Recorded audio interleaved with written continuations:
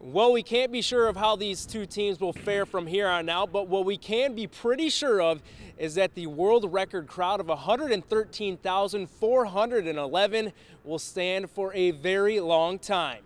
From the Big House, Evan Beach, ABC 12 Sports.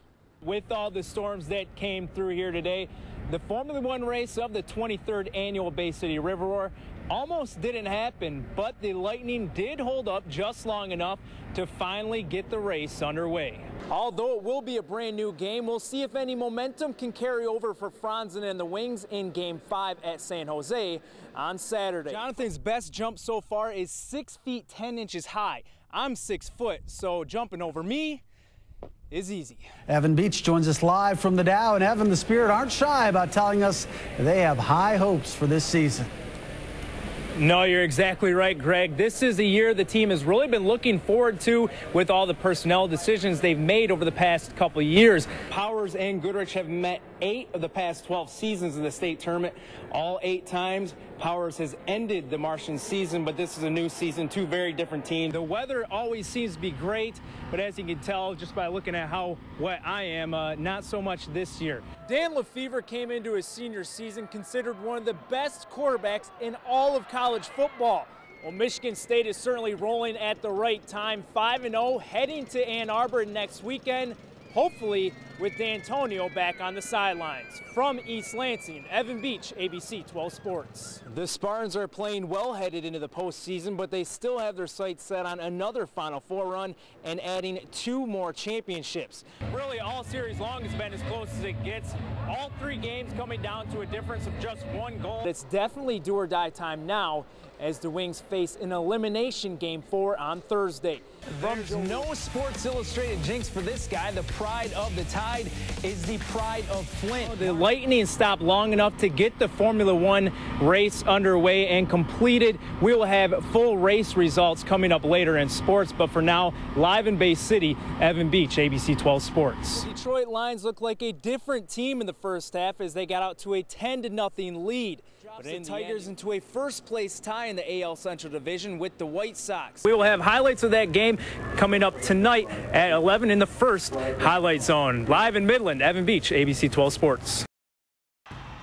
Chris Robinson's junior season was one of the greatest in Michigan high school football history. While leading Ovid Elsie to the state championship game, Chris rushed for nearly 3,000 yards and over 40 touchdowns. And he did so wearing number 28. But this year, he switched to number 2 to honor his friend Nick Greenhoe, who passed away after a long battle with cancer. I told his dad my senior year I want to wear Nick's number, and he said that was fine. We did it this year. And I don't know, I just kind of wanted to dedicate this season to him. It means a lot, you know, you lose a son, and when somebody says, hey, you know, I remember and love him too, and you know, it puts a smile on my face, and I know it's putting a smile on his face to recognize he's still here, you know, in spirit, and so, you know, it helps, you know, and it helps a lot. While Chris's gesture is inspirational to the Greenhoe family, it's the memory of Nick that is his inspiration on the football field. I want to win real bad for Nick because he battled through that cancer and he was winning, so, but I don't know, that's just kind of my motivation. If he can do it, then we can do it. Nick Greenhoe's battle with cancer motivates Chris every time he steps on the football field, but he's also playing for his aunt, who is always in the stands and now watches from above.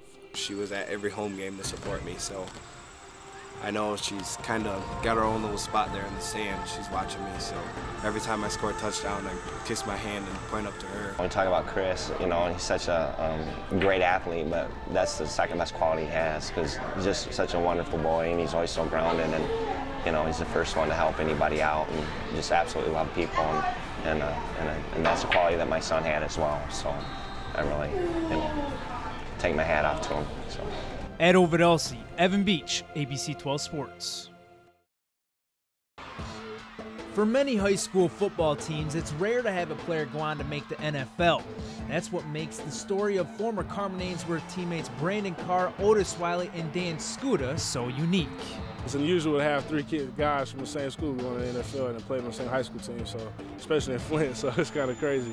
3 future NFL players playing for the 2003 Cavaliers isn't something too many people would have forecast at the time. That is, except for Brandon Carr. Actually, I did. I mean, you kind of know who has the capabilities of making it to the National Football League, and us 3, we took advantage of it and we take it in stride. Staying humble and continue to work. I felt like our team in high school was unique from the start. We had our whole team in there working hard every day, and we had goals that not other teams or individuals had in high school. After highly successful college careers, Carr went from Grand Valley to starting cornerback for the Kansas City Chiefs, Wiley from all Big Ten safety at Michigan State to the Detroit Lions, and Scuda also from Grand Valley as an All-American linebacker to the Cincinnati Bengals. 3 separate journeys, all 3 starting at Carman Ainsworth, all 3 leading to the NFL. This kind of goes back to 2 days in high school where we just kind of have fun playing and not really realizing the potential that we had to go. We knew we could go to college, but then just go to the next level as well. I mean, we kind of had that in our eyes and our goals, but now that we have it in our hands, it's kind of crazy. You look back on all the stuff that we did just to get here, and we were blessed, highly favored. For us 3 to represent our city, I think that's, and represent our school as well.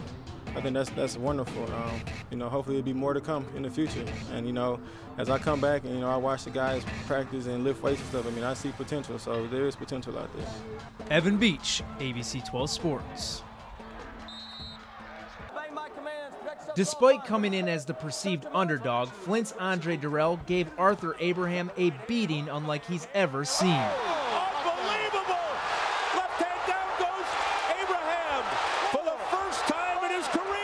Arthur Abraham's never seen those types of injuries before, and I was the first one to inflict them on him.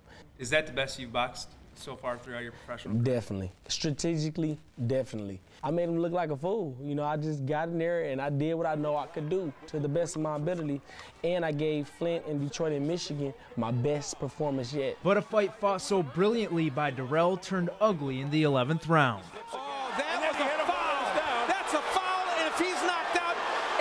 Should be disqualified. Let's see how Cole handles it. He is knocked out. He's trembling. He's out cold. I don't even look at it. I watch the fight up to the 10th round, and then I cut it off because I hate to see myself in that situation. The situation before that ugly ending was a fight so thoroughly dominated by Durrell. So much so that Abraham felt his only chance was to deliver a cheap shot with Durrell on one knee, ultimately leading to a disqualification and a win for Andre that was already inevitable. I boxed his head off. It was pretty much a clinic in there, and the only opportunity he had to hit me when I was on the ground. He didn't touch me really during the fight. He caught me with some solid shots. I took him and kept coming. And 11th and 12th round came about. He has a cut in his eye. He's worried about the doctor stopping it. He has to do what he has to do to cause controversy, because I don't believe he could simply accept just that loss being on his record and him getting beat like he was. What does this win do for your boxing career? Definitely boosted it. Puts me in position for not only at World Championship, numerous World Championships, and also pound for pound, which is one of my biggest goals. Get that pound-for-pound ranking and go down to one of the greatest boxers in history.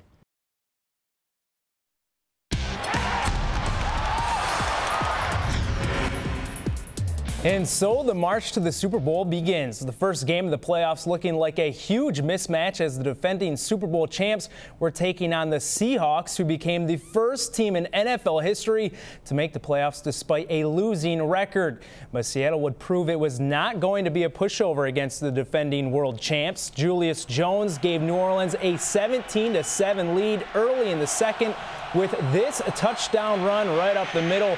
But a 10-point lead was not enough. The Seahawks tied at 17, and then Matt Hasselbeck launches it to a wide-open Brandon Stokely for the touchdown. Seattle led it 24-20 at the half. And early in the third, Hasselbeck again to the air, this time over the shoulder and into the hands of Lion throwaway Mike Williams for the TD. 31-20 Seahawks. Late fourth, 34-30 Seattle. Check out Marshawn Lynch. Now that is what you call determination. Ripping through tacklers, throwing Saints to the ground. Just an unbelievable run. What an unbelievable game by the Seahawks. Who dat? The Seahawks, that's who, Seattle with the shocker 41-36 over the defending Super Bowl champs. Peyton Manning, Blair White, and the Colts taking on the Jets in the AFC wildcard playoff. Second quarter, no score. Manning looks to the former MSU star wide receiver Blair White for 11 yards. Then Manning with the strike to Pierre Garçon. 57 yards for the touchdown, 7-0 Colts. Early third quarter now, the Jets tie it up. LaDainian Tomlinson with the 1-yard plunge. But then it's Manning to White again, this one for a pickup of 23 yards. That would set up a field goal for a 10-7 Colts lead. Fourth quarter now, it's LT again. Jets go on top, 14-10. Late fourth, Colts trailing 14-13 with just under 2 minutes left. Manning hits White twice on this drive, and that sets up Adam Vinatieri with under a minute left. How many times has he done this before? Vinatieri knocks through the 50-yarder. But would it be the game winner? Jets driving. Mark Sanchez hits former Michigan wideout Braylon Edwards along the sideline, and that sets up a chip shot for Nick Folk, who nails the game winner as time expires. The Jets beat the Colts 17-16 to meet up with the Patriots next weekend. After 4 losses in the pre-conference season, albeit to highly ranked teams, it looked as though the Spartans had a lot of work to do if they were to live up to their preseason ranking of number 2 in the nation. With only 2 games in the last 2.5 weeks, Michigan State was able to get in much needed practice time. Tom Izzo hoping it would pay off as Michigan State was looking to move to 3-0 in the Big Ten. On the road at Penn State, first half, Draymond Green with the steal up ahead to Corey Lucius to Darrell Summers for the bucket and one. MSU led it 36-31 at the half. Penn State playing well after the break, though. David Jackson hits the triple for a 4-point Nittany Lion lead. MSU fighting right back. Delbon Rowe misses the turnaround, but Summers skies high for the tip dunk. Terrell led Michigan State with 21. Later, no need for a putback on this one as Rowe fights his way up and in for 2, giving the Spartans back the lead 61-60. But the Nittany Lions would just not go away. Taylor Battle misses the long 3. Andrew Jones tips it back in 62-61 Penn State. And then with 20 seconds left, the Big Ten's leading scorer, Battle, nails the jumper, putting Penn State up by 3.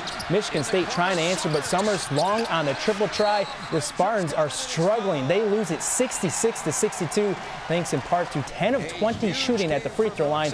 And as you could expect, the fans at Bryce Jordan Arena rushing the court in celebration.